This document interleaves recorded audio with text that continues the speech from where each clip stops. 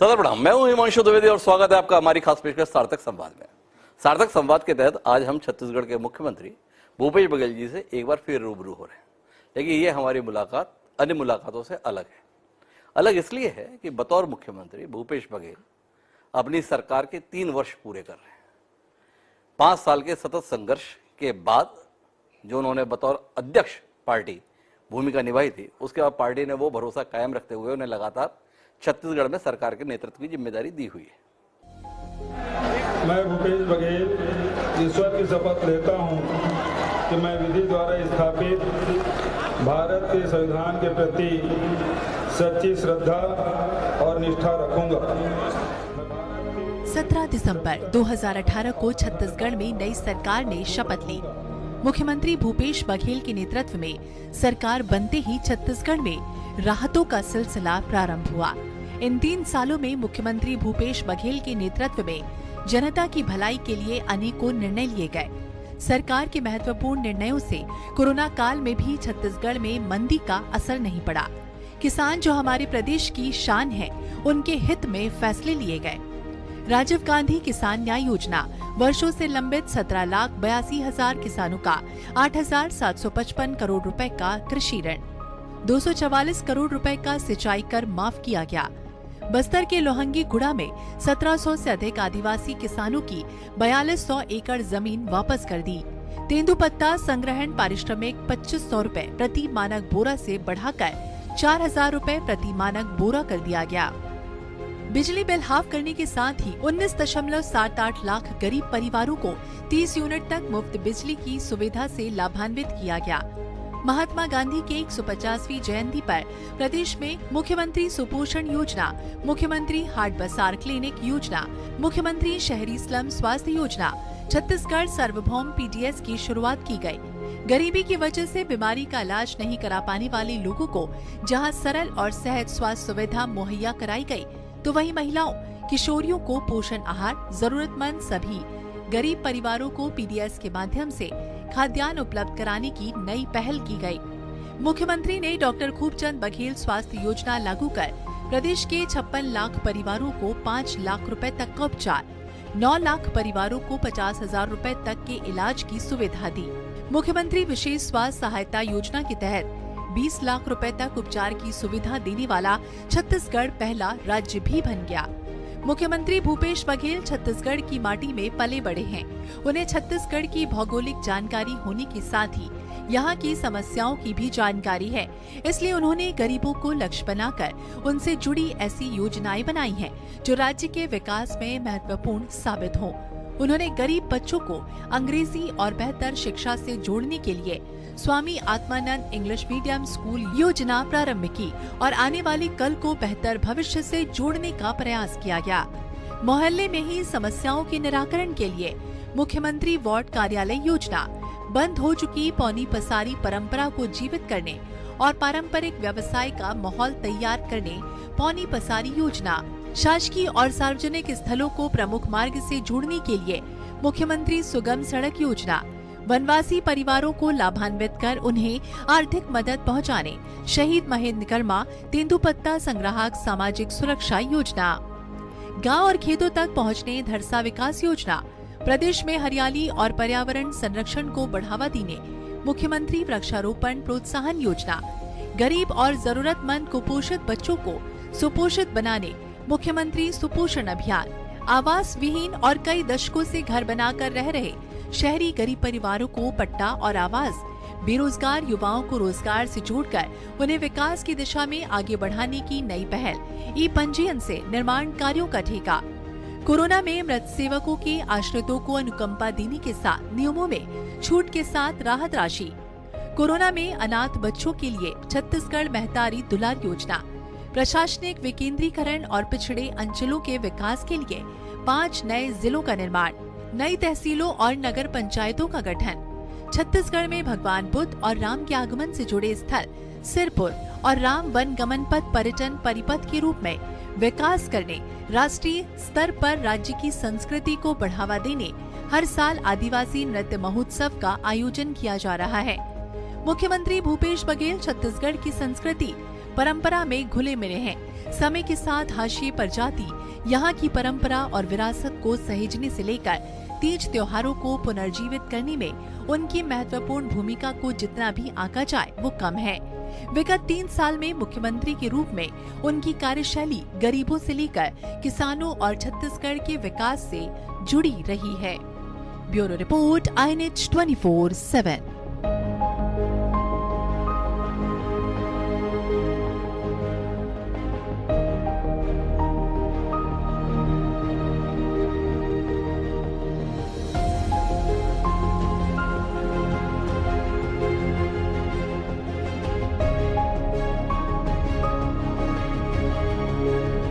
तो भूपेश बघेल जी हमारे साथ हैं। तो भूपेश जी, बहुत बहुत स्वागत है आपका हमारे कार्यक्रम में।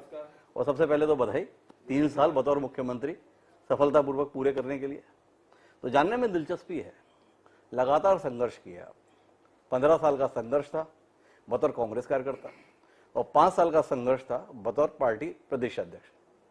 और जिस बात के लिए आपने संघर्ष किया था, 3 साल बाद वो संघर्ष क्या लेकर आया लोगों की जिंदगी में? देखिए, संघर्ष से मेरा संबंध बहुत पुराना भी है और बहुत प्रगाढ़ संबंध भी है। अध्यक्ष के रूप में हमने पूरे प्रदेश भर संघर्ष किया, अलग अलग वर्गों के लेके, कभी आदिवासियों के मुद्दे को लेके, कभी किसानों के मुद्दे को लेकर, कभी महिलाओं के मुद्दों को लेकर। तो अलग अलग वर्गों की लड़ाई हम लड़ते रहे। मुख्यमंत्री बनने के बाद भी चुनौतियां समाप्त नहीं हुई। जो वादे हमने छत्तीसगढ़ की जनता से किया था उसे पूरा करना होता तो एक अलग बात थी, लेकिन दूसरे तरफ आप देखेंगे पहले साल तो चुनाव निकला और चुनाव पंचायती राज का समाप्त होते होते कोरोना आ गया। पिछले साल भी और इस साल भी, जहां लोग घर से नहीं निकल पा रहे थे, यातायात पूरी तरह से बंद थी, न सड़क मार्ग न हवाई मार्ग, सब चीजें बंद। उसके बाद कोरोना की चुनौती का सामना करते हुए जो जनता से जो वादा किए थे उसे पूरा करना एक कठिन काम। और तीसरा, केंद्र में भारतीय जनता पार्टी की सरकार बैठी हुई जो कदम कदम पे अड़ंगेबाजी करती है। उसके बाद भी जो जनता से जो वादा हमने किया था उसे हमने पूरा किया, चाहे वो ऋण माफी का मामला हो, चाहे धान खरीदी का मामला हो, चाहे वो तेंदुपत्ता और लघु खरीदी की बात हो, चाहे वो सिंचाई कर माफ करने की बात हो, चाहे वो सब सार्वभौम पीडीएस सिस्टम लागू करने की बात हो, चाहे बिजली 400 यूनिट तक की बिजली आधा करने की बात हो, वो सब काम हमने पूरे किए। मगर आपने जो ये काम पूरे किए हो उसके चलते विपक्ष का आरोप है कि बाकी सारे काम आपने ठप्प करा दिए। विकास कार्यों के मामले में जो है छत्तीसगढ़ में बड़ी अभावग्रस्त स्थिति है, क्योंकि पैसे नहीं है, क्योंकि पैसे तो भूपेश जी ने सारी जनता में बांट दिए। तो ये बांटने का जो सिलसिला है उसने वाकई इतना परेशान किया आपको, या कहानी कुछ और है? देखिए, विकास दो तरीके के, एक तो सड़क है, पुल पुलिया है, बिल्डिंग है, ये निर्माण करना, और दूसरी तरफ है यहाँ की जनता का विकास करना। और हमारी प्राथमिकता में व्यक्ति का विकास बहुत जरूरी है। इसलिए जितने भी हमारे जो पैमाने हैं उसमें लोगों के स्वास्थ्य, उसकी शिक्षा और उसके रोजगार, तो जो काम कर रहे हैं उसमें वो लाभदायक हो। चाहे लघु जो संग्रहण करने के बाद लघु उपज के संग्रहण की बात हो, उसको लाभदायक कैसे बनाया जा सके। दूसरा, जो किसान हैं, आज पूरे देश में कृषि है वो अलाभकारी हो चुका है, उसको लाभकारी कैसे बनाया जाए। और इन दो वर्गों को साधने के बाद स्थिति क्या बनी? मनरेगा में सबसे ज्यादा हमने मजदूरी दिया कोरोना काल में भी। ये तीनों वर्गों के पास पैसा खूब गया। उससे हुआ ये कि व्यापार ठप नहीं हुआ, बल्कि व्यापार में, व्यापारिक क्षेत्र में रौनक रही। मंदी का असर छत्तीसगढ़ में नहीं पड़ा। और उसके कारण से फिर जब खरीदी होगी, व्यापार चलेगा, तो निश्चित रूप से फिर उद्योग के पहिए भी चलेंगे। तो इस ऐसे आप देखेंगे सभी वर्गों को साधने की हमारी कोशिश है। लेकिन मैं चुनौती देता हूं भारतीय जनता पार्टी को, किसी एक साल में 13,000 करोड़ की सड़क का स्वीकृति उन्होंने की हो, इस साल हमने किया है। सड़कों के ये लोग कितना भी कहते रहे, लेकिन सड़क जितने हमने स्वीकृति की और जो टेंडर हुए और निर्माण कार्य शुरू हुए, वो निकाल के बता दे। आंकड़े हैं, उनके कार्यकाल के भी आंकड़े हैं, हमारे कार्यकाल के आंकड़े हैं। यदि कम सड़कें बनाई हो, सिंचाई हमने उससे नहीं बढ़ाया हो तो हमको कहिएगा। यदि कॉलेज खोलने की बात है, यूनिवर्सिटी खोलने की बात हो तो तीन कार्यकाल का निकाल लें, मैं 3 साल का बता देता हूं। यदि आप मेडिकल कॉलेज की बात करें तो 15 साल में केवल 5 या 6 किए। एक तो पहले से था, एक जोगी जी ने किया, 2, और उसके बाद फिर आपने अंबिकापुर, रायगढ़ और राजनांदगांव और जगदलपुर, 4 आपने किए। हम तो 3 साल में 4 कर दिए भाई। कोरबा, कांकेर और महासमुंद और एक दुर्ग जो प्राइवेट कॉलेज है उसके अधिग्रहण किए, तो 4 कॉलेज, मेडिकल कॉलेज हमने खोले। तो हम कहाँ पीछे हैं। और शिक्षा के स्तर, आपने जो स्कूल बंद किए तो हमने शुरू किए, चाहे वो दंतेवाड़ा को, बीजापुर को, सुकमा को, उसकी हमने शुरुआत की। अंग्रेजी माध्यम स्कूल हमने शुरू किया 172, जिसमें आज 76,000 बच्चे हमारे पढ़ाई कर रहे हैं। और वो स्कूल ऐसे हैं जो प्राइवेट जो स्कूल है उससे प्रतिस्पर्धा हमारी हो रही। तो शिक्षा के स्तर के भी हमने बढ़ाया। तो हर किसी भी क्षेत्र में उससे पीछे नहीं है। उससे पीछे नहीं है, भूपेश बघेल जी बोल रहे हैं। बात तो मैं थोड़ा किसानी को लेकर करना चाहता था, जो आपका प्रिय विषय है, लेकिन आपने अपनी सरकार के संदर्भ में उपलब्धियों को जिस तरीके से प्रस्तुत किया है, तो सवाल आ जाता है कि पिछले 2-4 दिन से सुर्खियों में है कि भूपेश बघेल जी अपनी टीम में कुछ बदलाव करना चाहते हैं, मंत्रिमंडल में परिवर्तन करना चाहते हैं। जब काम इतना बढ़िया चल रहा है, 15 साल के मुकाबले आपको 3 साल भारी दिखाई दे रहे हैं, तो इस टीम में बदलाव की जरूरत क्या है? भाई टीम में बदलाव इसलिए कि 3 साल पूरे हो गए हैं, कोई भी मंत्रिमंडल किसी भी सरकार में, क्या केंद्र सरकार ने फेरबदल नहीं किया? भूपेश बघेल जी दूसरों को अनुसरण करते कभी दिखे नहीं, इसलिए ये वाला फार्मूला लागू होता नहीं कि वो ऐसा कर रहा है या वो ऐसा कर रहा है। भूपेश बघेल जी की राजनीति कभी किसी के अनुसार नहीं रही। नहीं, ये तो मैंने पहले भी कहा, दूसरे इंटरव्यू में भी आपने देखा होगा, तो मैंने कहा कि ये संभावना है और उसे इंकार नहीं किया जा सकता, नंबर 1। नंबर 2, जब तक कि हाईकमान से इस मामले में चर्चा नहीं होगी, अनुमति नहीं मिलेगी, नहीं किया जाएगा। तो अभी हमारी चर्चा भी नहीं हुई है, लेकिन इस बात को खारिज नहीं किया जा सकता कि इसमें रिसफल नहीं हो सकता। भूपेश बघेल जी की जिस प्रकार की हाईकमान के साथ में संबंधों की स्थिति है, भूपेश जी चाहेंगे तो परिवर्तन हो ही जाएगा। जानने में दिलचस्पी यह है कि भूपेश जी को अभी कोई जरूरत महसूस हो रही है या भूपेश जी को लगता है कि अभी थोड़ा और समय दे लेना चाहिए? देखिए, ये तो चर्चा की बात है। जहां तक हाईकमान यदि अनुमति दे या वो निर्देश दे तो दोनों स्थिति में किया जा सकता है।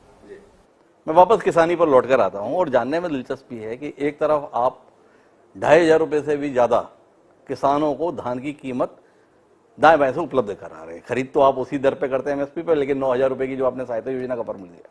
दूसरी तरफ पूरे देश में एक वातावरण केंद्र सरकार के स्तर पर है कि अगर एमएसपी का ऐसा दाम दिया जाए तो फिर बाकी सरकार के लिए करने के लिए कुछ बचेगा नहीं।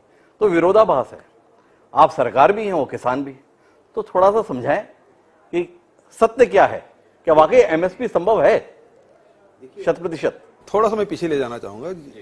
जब 60 और 70 के दशक में जब एमएसपी घोषित हुआ तो मार्केट में रेट अधिक होता था, व्यापारी एमएसपी से अधिक में खरीदते थे क्योंकि उसमें उत्पादन कम था।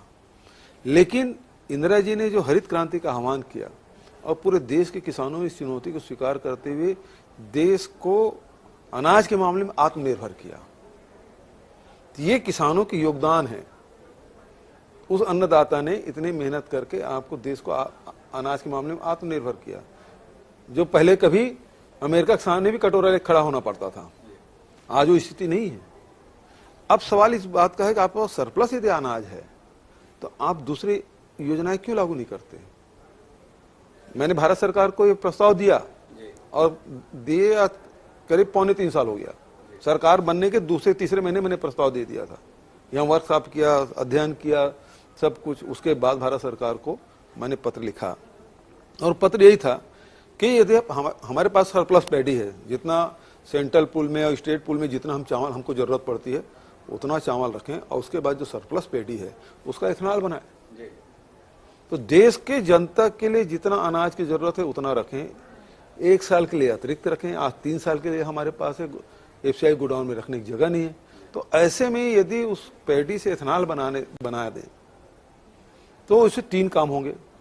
उससे किसानों को दाम मिल जाएगा। जो आप एमएसपी की बात कर रहे थे वो मिलेगा ही।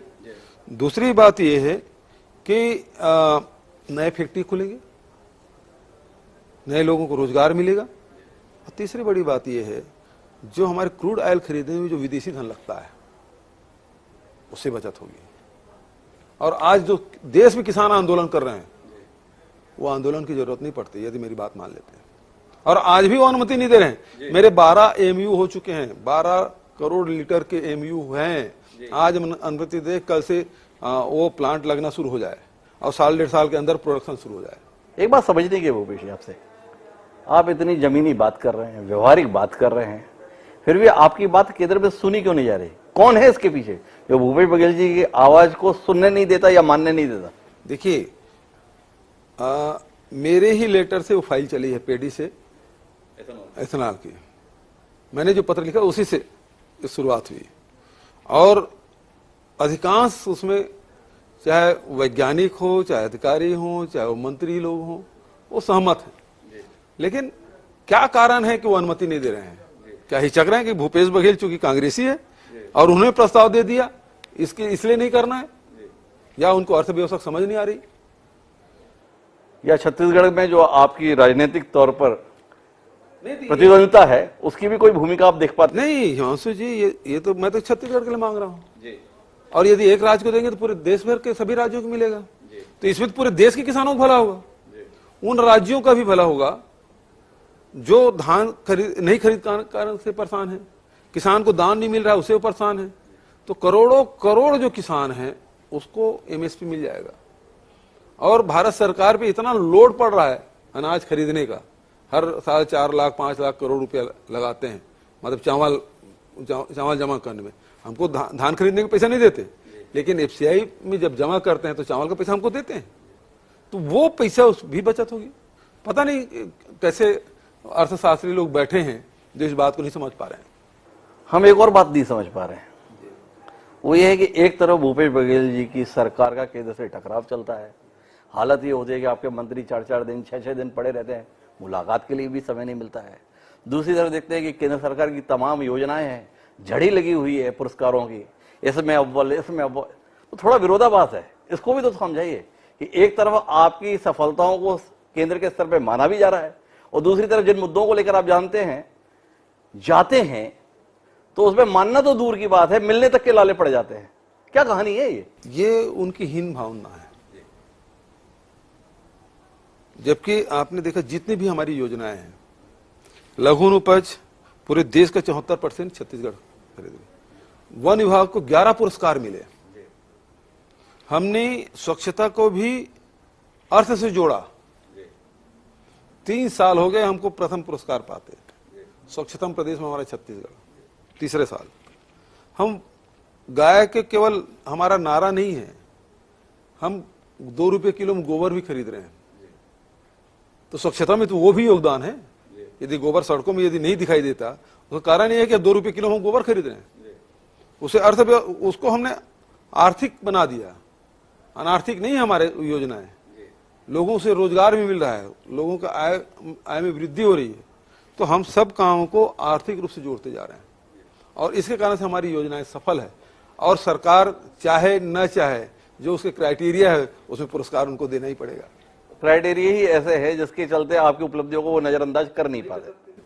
यदि अंक देना हो तो हमको मिलेगा ही, चाहे स्वच्छतम प्रदेश का हो, चाहे लघु खरीदी का मामला हो, चाहे अन्य मुद्दे हो। एक बात और जानने की है आपसे, अब थोड़ी राजनीतिक बात करते हैं कि आपने बतौर संगठन पदाधिकारी काम किया, बतौर प्रदेश अध्यक्ष काम किया, संगठन को मजबूत किया, इसीलिए देश के तमाम हिस्सों में पार्टी के स्तर पर आपको जिम्मेदारी भी दी जाती है। पर सरकार आने के बाद आपके संगठन की हालत क्या है? इसके संदर्भ में कोई टिप्पणी भूपेश बघेल जी की मिलेगी हमें? नहीं, संगठन हम लोग तो आखिर में सब संगठन से जुड़े हुए हैं। संगठन का जो सरकार में काम करना है वो तो ठीक है, भूपेश बघेल और पूरी जो मंत्रियों की टीम है, विधायकों की जो टीम है उसके साथ काम करते हैं।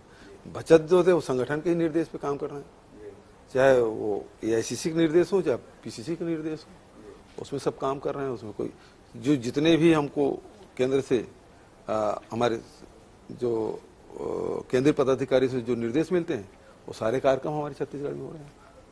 मेरा सवाल भूपेश बघेल जी को लेकर नहीं था, मेरा प्रदेश संगठन को लेकर सवाल था। प्रदेश संगठन की बैठकें हो रही हैं, अखबारों में खबरें छपती है कि मुख्यमंत्री जी को विधिवत बुलाया नहीं गया, मुख्यमंत्री जी को याद नहीं किया गया। तो ये संगठन के अंतर्गत कांग्रेस के संदर्भ में राष्ट्रीय स्तर पर संकट इस बात का है कि संगठन के स्तर पर चीजें इतनी बेहतर नहीं। आप कई जगहों पर संगठन को नए सिरे से खड़ा करने का काम कर रहे हैं। उत्तर प्रदेश के लिए आपसे बात करते हैं तो आप यही बात कहते हैं कि अभी तो हम पहले संगठन को खड़ा कर रहे हैं। पर जिस छत्तीसगढ़ में आपने इतना मजबूत संगठन बनाया था, सत्ता में आने के बाद जो रोग लगते हैं, क्या आपकी पार्टी के प्रदेश संगठन को ऐसे कोई रोग तो नहीं लगे? ये जानने में दिलचस्पी है।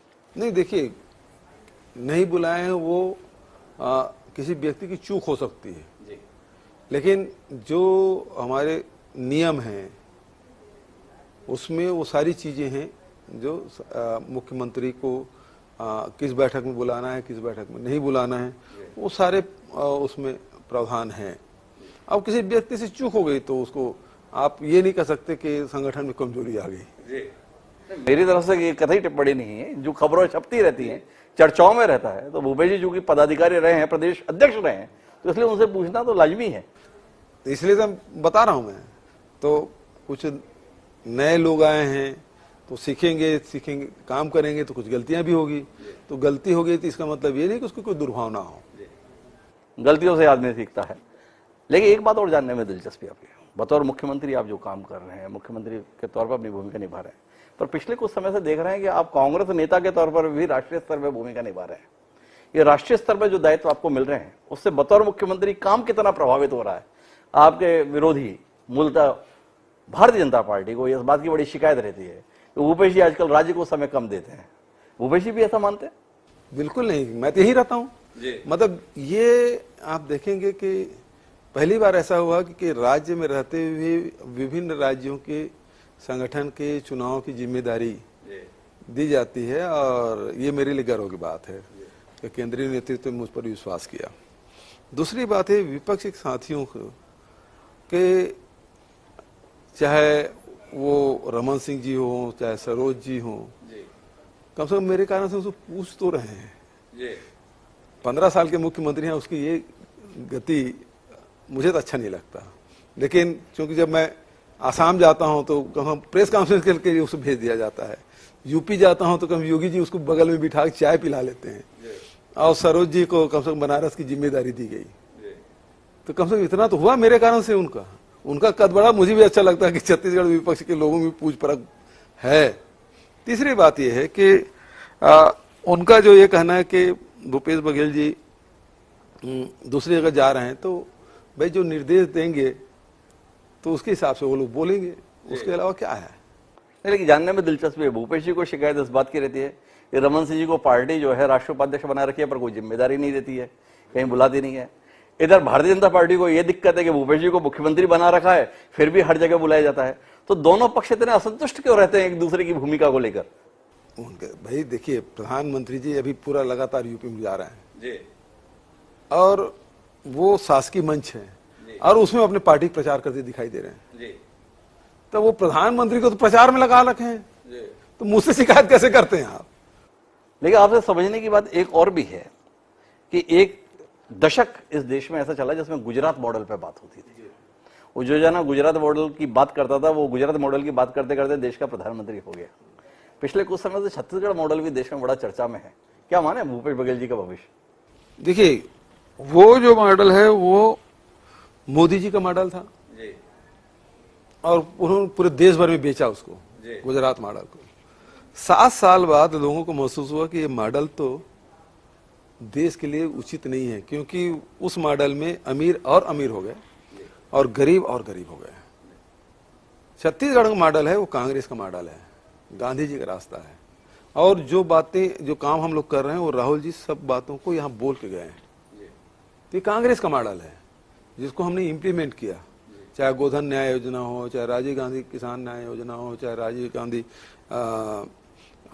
भूमिहीन श्रमिक योजना हो, वो सारी योजनाएं हैं, वो कांग्रेस की योजना है। तो इसलिए वो वहां पहुंच गए। लेकिन मैं उस प्रकार की बात नहीं कर सकता। हाँ, छत्तीसगढ़ मॉडल का है जिसमें आम जनता की जेब में पीछा जा रहा है। और न्याय योजना, हालांकि हम पूरी तरह जी ने जो बात कही थी, हमारे संसाधन सीमित हैं और तो लेकिन फिर भी वो न्याय योजना बहुत हद तक के, चाहे आदिवासियों के लिए हो, चाहे मजदूरों के लिए हो, चाहे किसानों के लिए हो। आपने राहुल गांधी जी का जिक्र किया तो इसलिए एक सवाल जहन में आया कि भूपेश बघेल जी की बात दोनों लोग मानते क्यों नहीं। एक तरफ केंद्र सरकार है जिससे आप दुनिया भर की योजनाओं के लिए बात कर रहे हैं, व्यवहारिक योजनाओं की बात कर रहे हैं, तर्क सहित बात कर रहे हैं, तो नहीं मान रहे। एक राहुल गांधी से भी लगातार भूपेश बघेल कह रहे हैं पार्टी को संभालिए, अध्यक्ष पद संभालिए, वो भी नहीं मान रहे हैं। दोनों लोग भूपेश जी की सुनते क्यों नहीं? नहीं, देखिए जहां तक राहुल जी की बात है, उन्होंने नैतिकता के नाते इस्तीफा दिया और बहुत लोग हल्ला भी किए, खासकर विपक्ष हल्ला करते कि गांधी केवल एक ही परिवार से क्यों होना चाहिए। तो एक ही परिवार से क्यों होना चाहिए, तो जब ये भारतीय जनता पार्टी जब कहती है तो निगाह उन पे जाती है। तो हम देखते हैं कि रमन सिंह का लड़का भी सांसद है, राजनाथ सिंह का लड़का भी है, कि वसुंधरा राजे सिंधिया का भी है, और जो लोग परिवारवाद में थे, चाहे वो जतिन प्रसाद हो चाहे ज्योतिरादित्य सिंधिया हो, उनको भी अपने पार्टी में ले लिए। तो उनको परिवारवाद से केवल एक ही परिवार से परेशानी है, वो गांधी परिवार से।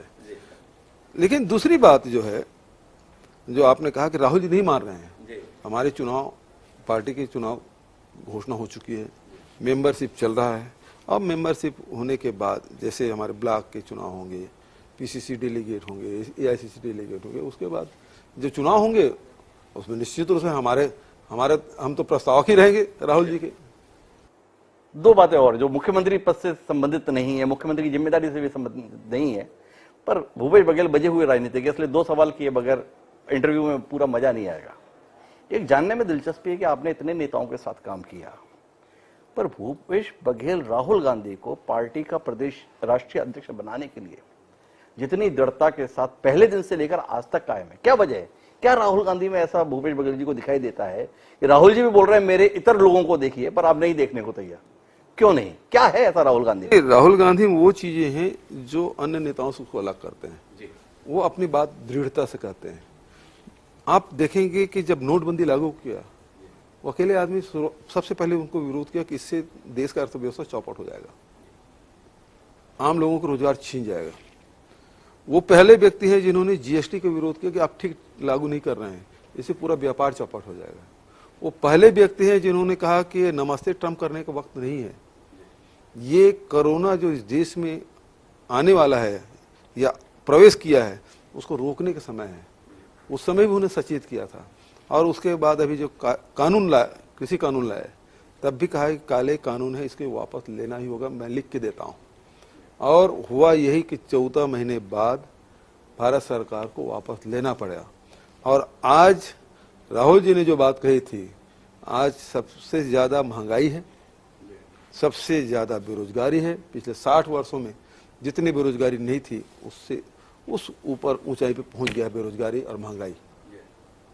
तो ये बात जो जिस दृढ़ता से कही, भले कितने लोग उपहास उड़ाए, लेकिन वो अपनी बात कहने से वो चूके नहीं और डिगे भी नहीं। और दूसरी बात यह कि देश के अंदर और कौन नेता है जो सीधा भारत सरकार में बैठे हुए जो नुमाइंदे उसे हेडान लेता, वो अकेले राहुल गांधी है। दूसरे लोग तो दाएं बाएं करते हैं, मिल के आ जाते हैं चुपचाप और कांग्रेस को गरियाना लग जाते हैं। कम से कम राहुल जी में बातें नहीं है, वो देश के लिए लड़ते हैं, देश की बात करते हैं। तो उनकी बातों में जो ईमानदारी है वो आपको प्रभावित कर दे। और जो दूसरा सवाल जानना चाहता था, भूपेश बघेल देश में इकलौते ऐसे राजनीतिज्ञ हैं जिन्होंने राहुल गांधी जी के साथ भी बड़ी नजदीकी के साथ काम किया। वो राष्ट्रीय अध्यक्ष थे या प्रदेशाध्यक्ष थे, उस भूमिका में रहे, और अभी उनकी बहन प्रियंका गांधी के साथ भी इतनी नजदीकी से कोई और काम नहीं कर रहा है। वो उत्तर प्रदेश की प्रभारी महासचिव है, आप उसके मुख्य ऑब्जर्वर हैं, लगातार साथ में हैं। क्या देख पाए प्रियंका गांधी को आप? प्रियंका गांधी जी बहुत ही व्यवहारिक और बहुत सुलझे हुए विचार के हैं और बहुत जल्दी सभी विषयों को समझ भी लेते हैं, दूसरे भावनाओं को भी समझते हैं और फाइटर है। वो सड़कों में जिस प्रकार से उतरे, उत्तर प्रदेश में जहां आप आंदोलन नहीं कर सकते, आप बयान नहीं दे सकते, आपको यदि प्रधानमंत्री का दौरा हो जाए या मुख्यमंत्री को वहाँ दौरा हो जाए तो सारे विपक्षी नेताओं को नज़रबंद कर दिया जाता है, हाउस अरेस्ट कर लिया जाता है योगी के राज में। वहाँ प्रियंका जी लखीमपुर जाने के लिए रात को निकल जाती हैं, सीतापुर तक पहुंचती है वो 100 किलोमीटर तय करके, तो पुलिस को छकाते हुए, लेकिन अपने किसानों की लड़ाई को रोकती नहीं। हाथरस में हो तो वहाँ महिलाओं के लिए लड़ रही हैं, किसानों के लिए, मजदूरों के लिए, दलितों के लिए जो लड़ाई लड़ने को जो क्षमता है, तो उसमें एक इंदिरा जी की छवि दिखाई देती है कि बहुत दृढ़ इच्छा शक्ति की है जी। अब मैं वापस राज्य की ओर रुख करता हूँ, क्योंकि राष्ट्रीय स्तर पर हमने काफी बात कर ली। आज आखिरी दौर में अपनी बातचीत को लेकर चलते हैं। 3 साल की अपनी सरकार की उपलब्धियों पर तो भूपेश बघेल संतुष्ट हैं, मुग्ध हैं, आश्वस्त है, जैसा कहा था वैसे कर पाए। पर 3 साल का कार्यकाल विपक्ष का भी है। विपक्ष के कार्यकाल को भूपेश बघेल के रूप में देख रहे हैं। क्या विपक्ष ने उस जिम्मेदारी, उस सजगता, उस निष्ठा के साथ अपनी भूमिका को निभाया है जो बतौर विपक्ष के नेता के तौर पर आप लोगों ने मौका निभाया था? देखिए, यदि विपक्ष अपने अनुभव के आधार पर, अपनी समझ के हिसाब से यदि मुद्दे को चुनकर उठाते तो प्रदेश का भी भला होता और उसकी पार्टी भी भला होता। लेकिन उनके जो प्रभारी जिस प्रकार से हंटर चला रहे हैं और उसके इशारे पे सारे बयान और सारे कार्यक्रम हो रहे हैं, तो उसके कारण से न अपना भला कर पा रहे हैं, न पार्टी का भला कर पा रहे हैं, न प्रदेश का भला होगा। तो आप नहीं मानते कि भारतीय जनता पार्टी बतौर विपक्ष कोई प्रभावी भूमिका निभा पाई इन 3 साल में? बिल्कुल नहीं निभा पाई। 15 साल के तजुर्बे वाले रमन सिंह हैं, प्रदेश अध्यक्ष, विधानसभा अध्यक्ष, नेता प्रतिपक्ष की भूमिका वाले धर्मलाल कौशिक हैं, अजय चंद्राकर, ब्रिजमोहन अग्रवाल, शिवरतन शर्मा, इतना नाम है, तो अभी कोई भूमिका आप नहीं मानते कि कुछ नहीं हो? जी, घटना देख लीजिए। वो किसी और मुद्दे पर स्थगन लाना चाहते हैं, ला कुछ और दिए, और जब कुछ और हमने स्वीकार कर लिया और सदन में हो गया, हमने सहमति दे दी और आसंदीन अनुमति दे दी, तो उसके बाद हुआ क्या? वो पलायन कर गए विधानसभा से।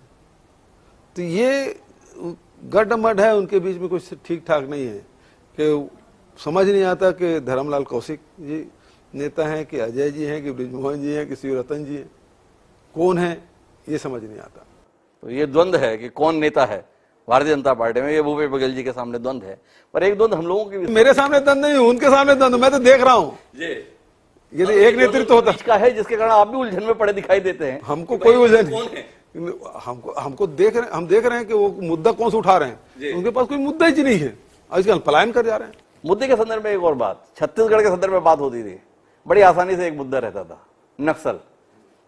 कोई और ना हो तो नक्सल पे ही बात कर लें। पिछले कुछ समय से नक्सल पे बात बंद है। क्या नक्सलियों ने मान लिया कि उनकी सरकार आ गई है इसलिए बात बंद है, या सरकार ने मान लिया कि नक्सलियों का कुछ नहीं हो सकता है इसलिए बंद है, या लोगों ने मान लिया कि इस समस्या में या तो करने के लिए कुछ नहीं है या कहने के लिए अब कुछ बचा नहीं है? कुल मिलाकर नक्सली मुद्दे पर राज्य खड़ा कहां है? भूपेश बघेल जी से ये जानने में दिलचस्पी। देखिए, नक्सली थे यहाँ, और पिछले 15 साल में जितनी हम लोगों ने आर्म्स फोर्स बढ़ाए और उतनी ही घटनाएं बढ़ी और क्षेत्र का विस्तार हुआ। ये चीज हम सब लोगों ने बहुत करीब से देखा, बहुत लोगों को खोया भी, जवानों की भी शहादत हुई, हमने नेताओं को भी खोया है, आम जनता भी उससे हताहत हुए, जन धन की हानि हुई। लेकिन हमने कभी दूसरे दृष्टिकोण से देखा ही नहीं था। हम लोग सरकार में आए तो हमने रणनीति बदली। जो कानून व्यवस्था काम है, जो आर्म फोर्स काम, हम उसमें कोई दखल नहीं किए, वो अपना काम करे। लेकिन सबसे बड़ी बात है कि वहां के जो आदिवासी, उसका विश्वास जीतने का काम हमने किया। 15 साल में भारतीय जनता पार्टी ने आदिवासियों का विश्वास खो ही दिया था। चुनाव में देख लीजिए, 2013 में भी वो पीछे रहे थे, 2018 में भी पीछे रहे, तो आदिवासियों का विश्वास तो उन्होंने खो दिया।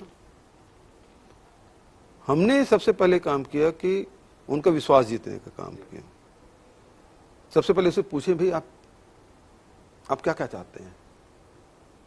विपक्षी तौर पे जब हम विपक्ष में थे तब भी बात करते थे, और उन सारे मुद्दों को हमने एड्रेस किया। चाहे लोहांडा की ओढ़क जमीन वापस करने की बात हो, चाहे फॉरेस्ट एक्ट का पट्टा देने की बात हो, चाहे लघु उपज की कीमत देने की बात हो, 2500 से बढ़ा के 4000 तेंदुपत्ता करने की बात हो। और जाके हम लोगों ने उस वर्ग से बात की। बस्तर में गया, बस्तर में वहाँ के आदिवासी के विभिन्न समाज के मुखिया, उसके नौजवान, फिर वहाँ के जो व्यापारी, वहाँ के पत्रकार, वहाँ के जवान जो पदस्थ हैं, उन सब से बात किया। और वो क्या चाहते हैं वो सब चीज हमने किया। तो विश्वास एक बढ़ा, जो केसेस बने थे, जेल में बंद थे आदिवासी, उसको छोड़ने का काम, तो वो भी सब प्रक्रिया में चला। तो एक प्रकार से सरकार के प्रति विश्वास आम जनता में बढ़ा, सभी वर्गों का, और उससे हुआ ये कि नक्सली में भर्ती होना कम हो गया, उसको जवान ही नहीं मिल रहा है। एक दूसरी बात यह है कि वहां सड़क बनाना है, कि वहां बिजली पहुंचाना है, कि वहां स्कूल करना है, आंगनबाड़ी करना है, पीडीएस साहब खोलना है, वो सब काम हम कर रहे हैं, और रोजगार के अवसर भी पूरा दे रहे हैं, शिक्षा, स्वास्थ्य, सब काम कर रहे हैं, विकास के काम भी कर रहे हैं। तो इसके कारण से आम जनता का विश्वास हमसे बढ़ा। तो अब वो सिमट गए। सुकमा जिले में थोड़े से हिस्से में है, बीजापुर में है, नारायणपुर के कुछ हिस्से में है, बचा तो सिमट गए हैं। अब तो पलायन वो मध्य प्रदेश की तरफ कर रहे हैं। तो कुल मिलाकर नक्सली मोर्चे पे भी सफलता से आप काफी संतुष्ट हैं। पर आपने बताया कि 15 साल में आपने आदिवासियों का जो विश्वास चला गया था सरकार से, उसे वापस हासिल किया है। पर सरकार का जब बात आती है, जिक्र आता है, तो आती है ब्यूरोक्रेसी की। पूर्ववर्ती सरकार के संदर्भ में था कि ब्यूरोक्रेसी का सरकार पर बड़ा भरोसा है और सरकार का ब्यूरोक्रेसी पे बड़ा भरोसा है। तो भूपेश बघेल जी की 3 साल का अनुभव क्या है? ब्यूरोक्रेसी को भूपेश जी पे भरोसा, भूपेश जी का ब्यूरोक्रेसी पे भरोसा, या कुल मिला के भूपेश जी के अनुसार, भूपेश जी की सरकार के अनुसार ब्यूरोक्रेसी को काम करने के लिए आपने राह पे ला दिया? देखिए, ब्यूरोक्रेसी की भी पूरी स्वतंत्रता है। यदि वो अपनी जिम्मेदारी पूरी ईमानदारी से निर्वहन कर रहे हैं तो भूपेश सरकार, कांग्रेस सरकार के पूरा उसको समर्थन। लेकिन यदि वो केवल कुर्सी में बैठ के यदि अपने दायित्वों का निर्वहन नहीं कर रहा है तो फिर उसको बैठने नहीं दिया जाएगा। फिर अब कोई आदमी दूसरा आदमी आएगा जो काम करे। तो हम सबकी जिम्मेदारी, चाहे एक विधायक के रूप में हो, चाहे मुख्यमंत्री के रूप में हो, जनता के प्रति हमारी जिम्मेदारी है। उसी प्रकार की जिम्मेदारी ब्यूरोक्रेसी की भी है। जो इतना बड़ा अमला है, जिसमें आईएएस हैं, आईपीएस है, स्टेट सर्विस के लोग हैं, और भी सारे डिपार्टमेंट के अधिकारी कर्मचारी, सबकी जिम्मेदारी किसके प्रति है? जनता के प्रति। और इस जिम्मेदारी का एहसास सब लोगों ने किया, और यही कारण आपने देखा होगा कि कोरोना जैसे महामारी में सबका साथ लिया हमने। तो जितना बढ़िया से कोरोना का सामना छत्तीसगढ़ में हुआ, मैं नहीं समझता कि अन्य राज्य में ऐसा हुआ। पुलिस की भूमिका देखो, हमारे सफाई कर्मचारियों को देखो, जो हेल्थ वर्कर है उसके देखिए, और उसके साथ साथ पूरे समाज का जो भूमिका, चाहे पत्रकारों की भूमिका हो, तो सबकी भूमिका एक साथ सब लोग मिलकर काम किए, तो कोरोना से हम लोग लड़ भी पाए और उसे जीत भी पाए। तो कुल मिला के परिणाम के संदर्भ में कोई कॉम्प्रोमाइज नहीं है, ये कहना है भूपेश जी का। पर भूपेश जी, जब भी आपसे बात होगी, आप बातों की पूर्ति की बात करेंगे, वायदों को पूरा करने की बात करेंगे, तो बात अधूरी रह जाएगी जब तक शराबबंदी पे बात नहीं होगी। शराबबंदी का वादा था, पर यहाँ तो एक दूसरी चुनौती आ गई। गांजे की तस्करी के लिए छत्तीसगढ़ एक कॉरिडोर सा बन गया। आपको कहना पड़ा एक पत्ती भी बर्दाश्त नहीं। आपसे जानना चाहता हूँ, जिस तरीके से गांजा या वैकल्पिक नशे के प्रयोग की घटनाएं बढ़ रही हैं, क्या आपका शराबबंदी का संकल्प और मुश्किल नहीं होता जा रहा है? क्योंकि अगर आप शराब बंद भी कर देंगे तो ये जो दूसरे नशे के इतनी बड़ी बड़ी खेपें पकड़ में आ रही हैं, इस चुनौती से कैसे निपटेंगे? देखिए, शराबबंदी एक बड़ी चुनौती है, इसको मैं इनकार नहीं करता, और एक सामाजिक बुराई भी है, और बिना समाज के सहयोग को इसे बंद भी नहीं किया जा सकता। दूसरा, हमारी जो भौगोलिक स्थिति है वो भी 7 राज्यों से घिरा हुआ है, तो अवैध शराब की पूर्ति कहीं से भी हो सकती है। और लॉकडाउन के समय हमने देखा हरियाणा की भी ट्रक यहाँ चल के रायपुर पहुंच रही है, कई राज्यों को पार करके, तो वो भी एक लॉकडाउन के समय हमने देखा। दूसरी बात, जो गांजे की बात आपने कही कि गांजे की तस्करी पहले भी होती थी, पकड़ने का काम केवल अब हुआ है। हुक्का बार तो पहले भी चलते थे, बंद करने का काम अभी हुआ है, अभी आज ही हमने कानून पास किया है। और दूसरा ये है कि उसके लिए बैरियर बनाया, गांजा के लिए पोस्ट बनाया, और उसमें सारे पकड़ने कार्रवाई हुई। तो मैं तो हमारे पुलिस के अधिकारियों को, जवानों को बधाई देना चाहता हूं कि वो इस बुराई को रोकने के लिए लगातार काम कर रहे हैं, अपने जान जोखिम डाल के काम कर रहे हैं, और उसमें रोकने में बड़ी सफलता मिल रही है हमको। लेकिन जो प्रश्न अधूरा रह गया शराबबंदी के संदर्भ में, क्या भूपेश जी को नहीं लगता है कि जब आप विपक्ष में थे, सरकार बनाने के लिए प्रयत्नशील थे, तो शराबबंदी के संदर्भ में वचन देने में कुछ जल्दबाजी हो गई? सामाजिक पहलुओं का, अन्य चुनौतियों के संदर्भ में कहीं ना कहीं आकलन में चूक गए और इतना बड़ा वादा कर बैठे। नहीं, हम लोगों ने तो जब वादा किया था तो ये नहीं पता था कि कोरोना भी आएगा। हम इस बीच में फील्ड में जाते, जन जागरण करते, लोगों को मनाते, लेकिन हमारा 2 साल तो केवल कोरोना में बीत गया और हमने समिति भी गठित की और अब समिति भी क्या करे, वो किसी प्रदेश जा नहीं सकते क्योंकि लॉकडाउन है। तो ये चुनौती है, लेकिन हम लोग बिल्कुल उसमें ऐसा नहीं कि हम शराबबंदी के खिलाफ हैं, शराबबंदी होना ही चाहिए, लेकिन अब उसको फिर से हमको शुरुआत करनी पड़ेगी। अब चूंकि लॉकडाउन समाप्त हो गया तो फिर अध्ययन दल है और उसका रिकमेंडेशन है और यहाँ सामाजिक लोगों को बुला के बात करने के बाद अभी वो तीसरे लहर और जो ओमिक्रॉन है उसके भी दस्तक सुनाई दे रही है। तो एक बड़ी अजीब सी स्थिति है और इस कारण से कई जो प्रभावी कदम हमको उठाना चाहिए था वो परिस्थिति बस हम उठा नहीं पाए हैं। पर क्या भूपेश बघेल जी 3 साल मुख्यमंत्री रहने के बाद अभी भी मानते हैं कि शराबबंदी वाकई एक व्यवहारिक उपाय है जिस चुनौती के संदर्भ में समाज की इस बात को लागू करने की बात की जा रही है, या आप इस नतीजे पे पहुंचे हैं कोई और विकल्प खोजना पड़ेगा? ये उतना व्यवहारिक नहीं है, सुनने में सुनाने में आकर्षक लगता है। ये बात तो सही है कि जैसे गुजरात जैसे प्रदेश में है, लेकिन वहाँ सभी ब्रांड की शराबी वहाँ मिल जाती है। अभी हाल ही में जो शराबबंदी बिहार में हुआ, अनेक घटनाएं घट रही हैं। हमारे यहाँ लॉकडाउन हुआ तो उसमें बाद कोई होम्योपैथी के वो जो लिक्विड है उसको पी के कोई खत्म हो गया, कोई सैनिटाइजर पी के खत्म हो गया। तो ये बड़ी चुनौती है। तो ये जब तक कि समाज में जागृति नहीं होगी तब तक कि कर पाना मुश्किल है। और दूसरा, हमारे यहाँ अनुसूचित क्षेत्र है, जब तक कि उनके ग्राम सभाओं में पारित नहीं करेंगे तब तक कि वहाँ लागू भी नहीं कर सकते। वो है हमारे शराबबंदी क्लास में कि वहाँ उससे बात करनी पड़ेगी जो अनुसूचित क्षेत्र है। तो है सारी चुनौतियाँ हम, लेकिन सवाल इस बात का इसको लेके जनता के बीच में जाना है हमको, तो जाने का वक्त भी मिले। शराबबंदी के संदर्भ में जनता की सहमति के साथ ही कोई कदम बढ़ सकते हैं, हमें इस नतीजे पे पहुंचना चाहिए। अभी जब विधायक दल की बैठक थी तो भूपेश बघेल जी ने कहा कि मैं अब सारे संभागों के मुख्यालय पे कैंप करूंगा। क्या कुछ ऐसा हुआ जिसके कारण भूपेश को लग रहा है कि अब कैंप करना पड़ेगा? पहली बात तो ये है कि देखिए, कोरोना कारण से हम जा नहीं पाए थे। बीच में जो समय मिला था मैं हर जिले में गया था, वहाँ रात रुका था, सारे मतलब जनप्रतिनिधियों से मिला था और सारे वर्ग के लोगों से मिला था और बहुत सारे जानकारियाँ उसे मिले भी और काम भी किए। अब जाके जब कैंप करेंगे तो बहुत सारे हम लोगों ने निर्माण कार्य स्वीकृत किए हैं, बहुत सारी हमारी योजनाएं हैं, उसका लाभ आम जनता को मिल रहा है नहीं मिल रहा है, और नहीं मिल रहा है तो वहाँ रुकावट कहाँ पे है, उन सबको देखें। और साथ ही ये है कि भारतीय जनता पार्टी भी चुनाव की तैयारी शुरू कर चुकी है, तो हम क्यों पीछे रहेंगे भाई, हमको भी मैदान में उतरना होगा। तो भारतीय जनता पार्टी का आप जमीन पे इतना वजूद तो देख रहे हैं कि वो चुनाव की तैयारी में लग गई है। प्रतिद्वंदी कभी कमजोर नहीं मानते, चाहे वो निर्दलीय क्यों ना हो। तो अब आखिरी सवाल जो आपसे जानने का वो ये है, वो 3 साल बतौर मुख्यमंत्री आपने पूरे कर लिए, आने वाले समय के लिए क्या सपना है भूपेश बघेल का बतौर मुख्यमंत्री, जो उन्हें लगता है कि मैं कर नहीं पाया हूं ये और मुझे करके देना? कि जो हमारे फ्लैगशिप प्रोग्राम है, जो ऑनगोइंग जितने प्रोग्राम हैं उसे हमको मंजिल तक पहुंचाना है, उसे पूरा करना है। और जो हमारे पुरखों के जो सपने थे, समृद्ध छत्तीसगढ़ का, मजबूत छत्तीसगढ़ का और स्वावलंबन का, उसको हमको पूरा करना है। तो उस दिशा में हम बढ़ेंगे, शिक्षित, स्वस्थ, समृद्ध छत्तीसगढ़। तो कुल मिला के भूपेश बघेल जी का कहना है कि अभी उनकी यात्रा निरंतर जारी है, इसमें पड़ाव है, मंजिल तक नहीं पहुंचे, और वो मंजिल है समृद्ध छत्तीसगढ़ का निर्माण, स्वावलंबी छत्तीसगढ़ का निर्माण।